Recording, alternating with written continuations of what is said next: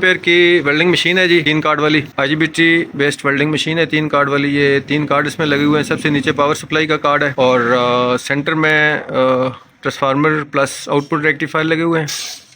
और ये सबसे ऊपर जो कार्ड लगा हुआ है इसमें कंट्रोल कार्ड है, मॉसफेट हैं, IGBTs हैं।